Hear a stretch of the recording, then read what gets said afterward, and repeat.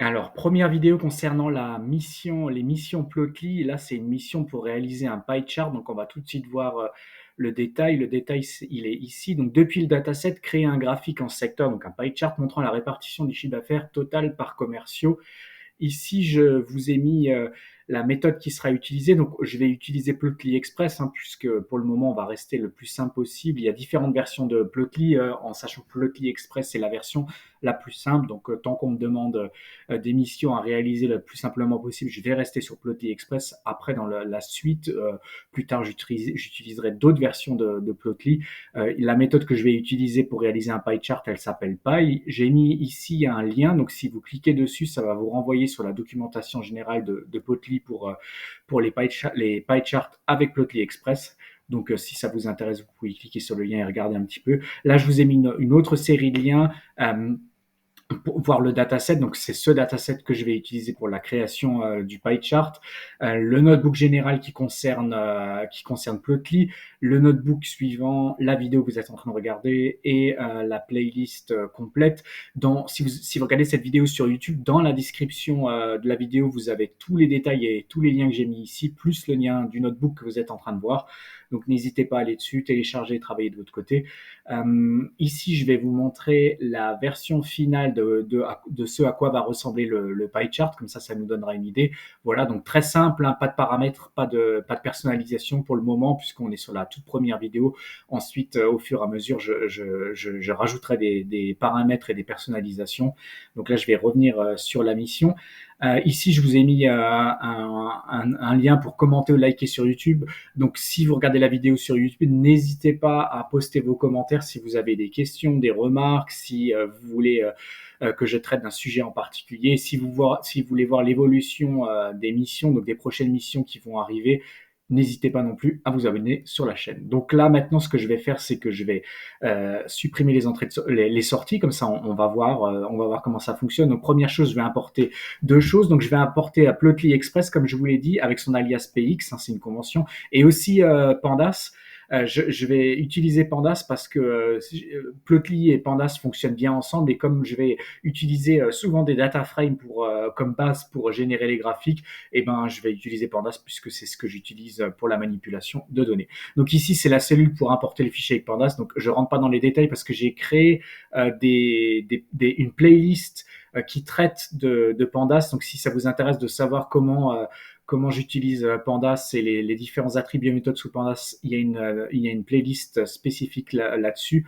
Donc là, je vais passer très rapidement et on va basculer sur les visualisations. J'ai mis un S parce que je vais essayer plusieurs visualisations. Donc là, je vais essayer la première visualisation. Donc déjà, je vais l'exécuter pour voir s'il y a quelque chose qui sort. Il y a quelque chose qui sort, mais on va avoir un souci. Donc j'ai avec la méthode .py ici, c'est donc ouverture de parenthèse et fermeture ici. Ça permet de créer un graphique en pie chart, forcément. Il y a trois paramètres que vous pouvez mettre dedans. Le premier paramètre, il s'appelle data frame. Il faut vous lui renseigner ici le data frame que vous voulez utiliser. En l'occurrence, ici, mon data frame s'appelle DF, donc j'ai mis DF. Ensuite, names, vous avez un paramètre names. Ça renseigne la colonne du data frame qui reprend les éléments de répartition. En gros, la mission de départ, c'était ici créer un graphique montrant la répartition du chiffre d'affaires par commerciaux. Donc, c'est bien par commerciaux. Donc, c'est l'onglet, c'est la colonne commerciaux qui nous intéresse. Donc, c'est celle-là que j'ai renseignée ici. Et ensuite, pour values, c'est ce qui reprend les valeurs à répartir. Nous, ce qui nous intéresse, en fait, c'est le total. Donc, on avait un chiffre d'affaires mensuel et on a un total ici. Et c'est ça qui m'intéresse. Donc, en gros, je n'avais même pas besoin des colonnes ici, mais ça va arriver souvent que vous avez un data frame, vous avez filtré seulement sur une ou deux colonnes. Donc, je vais le laisser comme ça. Mais en gros, ce qui m'intéresse, c'est uniquement cette colonne-là et uniquement cette colonne-là. Donc j'ai renseigné ça, j'ai demandé une visualisation, il me l'a sorti. Par contre, j'ai repéré un problème, je vous l'ai mis, problème de répartition avec utilisation de la dernière ligne totale. En gros, qu'est-ce qui s'est passé ici? On avait trois lignes pour les trois commerciaux, donc ça c'est good. Mais par contre ici, on a une ligne totale qui reprend la totalité en fait du chiffre. Donc en gros, ce montant-là, qu'est-ce que c'est? C'est la somme de tout ça. Et donc ce total, je le veux pas parce que sinon ça va générer une erreur. Pourquoi? Plotly, qu'est-ce qu'il va faire pour faire le graphique en pie chart? Eh bien, il va prendre tous ces montants et ensuite il va créer une cote, un pourcentage pour chacun, et il va dire que ça c'est le pourcentage de la totalité, ça le pourcentage de la totalité, et ainsi de suite. Donc en gros, il m'a mis que Total, c'était un commercial et qu'il a généré 50% du chiffre d'affaires, puisque ça représente 50. Je pense que vous comprenez l'idée. Donc en fait, cette ligne-là, elle n'aurait pas dû être utilisée. Plotly ne comprend pas parce que de base, lui, il part du principe qu'il faut qu'il utilise toutes les lignes et qu'il n'y a pas une ligne totale qui est en place. Cette ligne totale, en fait, elle gère de la redondance dans les valeurs, et surtout, elle crée en fait un problème puisque elle crée en fait artificiellement, on va dire, un commercial qui s'appelle Total, qui n'a pas lieu d'être. Alors sur le graphique en lui-même, je pourrais juste désélectionner ça et ensuite ça a fonctionné. Mais là, c'est un peu, on va dire, une solution rustine. C'est pas ça que je veux faire. Donc moi, je veux quelque chose de plus propre. Donc une façon de rendre ça plus propre, c'est de sortir la ligne totale. Et donc c'est ce que j'ai fait ici. Donc j'ai recréé, je vais le ressortir ici, le graphique. J'ai recréé la même chose, mais en sortant la ligne totale. Donc là, on est plus sur de la manipulation pendant. Donc je ne vais pas rentrer dans les détails, mais c'est comme ça qu'on peut, il y a plusieurs solutions, mais c'est comme ça qu'on peut dire qu'on ne souhaite pas la dernière ligne. Donc là, j'ai juste dit que mon data frame, c'était mon data frame de base sans la dernière ligne totale. Je lui ai redit ensuite les mêmes paramètres, que name, ça serait mes commerciaux, et value, ça serait mon total. Et donc comme ça fonctionne. Là, de la même manière, hein, vous pouvez filtrer. Si je sors ce commercial-là, et ben, il va me faire le calcul sur les deux derniers, et ainsi de suite. Hein. Vous pouvez en sortir un autre. Voilà, donc ça fonctionne comme ça.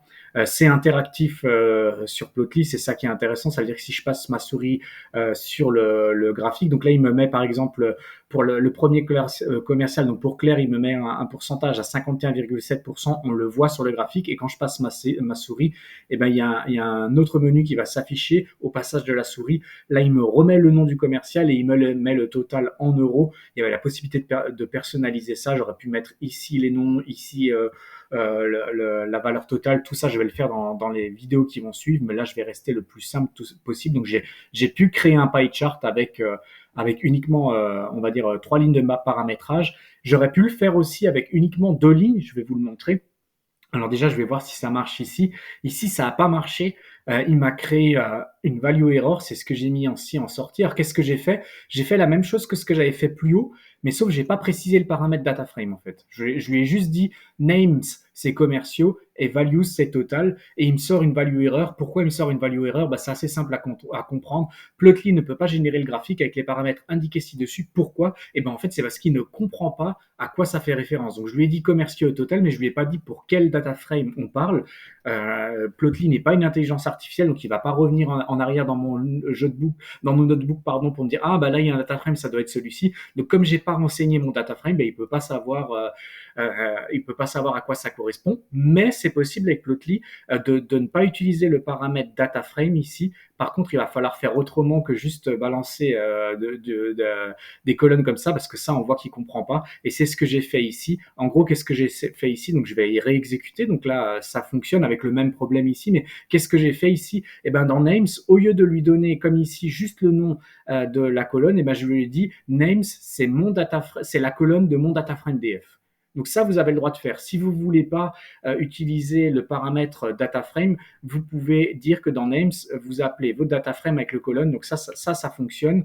Là, j'ai créé un espace pour rien. Donc, et value de la même chose. Hein, vous lui dites que c'est la colonne totale de votre data frame DF. Donc comme ça fonctionne. Par contre, on a toujours le même problème de répartition puisque j'ai utilisé mon DF de base, donc avec la ligne totale. Donc on a toujours ce problème de total. Donc là, je l'ai régénéré ici. Ici, je vais vous montrer, je l'ai régénéré proprement. En gros, qu'est-ce que j'ai fait? J'ai dit que mon data frame, c'était avec mon filtrage en supprimant la dernière ligne, mais j'ai toujours fait comme ça. En gros, j'appelle un data frame et je lui dis, tu prends la colonne commerciaux, et j'appelle ici mon data frame et je lui dis, tu prends la colonne totale. Ça, vous pouvez le faire comme ça si vous ne souhaitez pas utiliser le paramètre data frame. Par contre, dans la version finale que moi j'ai sélectionnée, je suis resté sur cette version parce que je trouve que en faisant comme ça, le code est plus aéré. Donc en gros, qu'est-ce que j'ai fait? Eh ben, j'ai appelé le paramètre data frame, je lui ai dit sur quel data frame je voulais travailler. Donc en gros, mon data frame DF avec le filtrage en enlevant la dernière ligne. Et ensuite, en names, j'appelle juste la colonne du data frame et en values, juste la colonne totale. Donc voilà, en gros, je génère ça. Et là, c'est la version finale que moi je préfère. Moi, je préfère travailler comme ça, appeler le data frame et juste mettre les colonnes. Mais je vous ai montré ici qu'on pouvait le faire aussi autrement, mais je trouve que ça alourdit légèrement le code. Donc moi, je préfère cette version. Et c'est pour ça que c'est cette version finale que j'ai gardée pour cette mission. Donc ça fonctionne. Évidemment, comme je l'ai dit, il y avait pas mal de personnalisation qu'on aurait pu faire sur le pie chart. J'y reviendrai dans d'autres missions. Si vous avez des questions concernant cette mission, vous pouvez le commenter directement sur YouTube, donc directement sur la page de la vidéo. Si vous n'êtes pas sur YouTube, vous pouvez aller sur Notebook et cliquer sur le lien ici. Et si vous voulez voir les prochaines missions qui vont arriver, il vous suffit de vous abonner sur la chaîne. D'ici là, je vous dis à la prochaine.